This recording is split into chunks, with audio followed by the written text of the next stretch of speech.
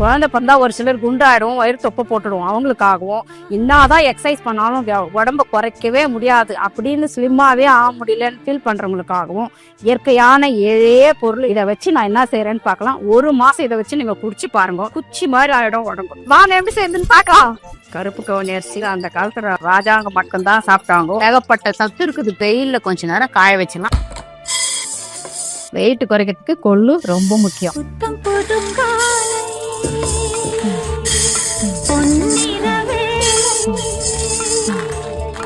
பாறை வச்சுட்டு நம்ம அரைக்கப்போம். இயற்கையான சக்தி வாய்ந்த மாவு ரெடி பண்ணிட்டேன். ஃபர்ஸ்ட் கழுவிட்டு காய வச்சுட்டு அதை வறுத்து பாவாக்கிறதுக்கு எனக்கு குறைஞ்சது 4 மணி நேரம் ஆச்சு.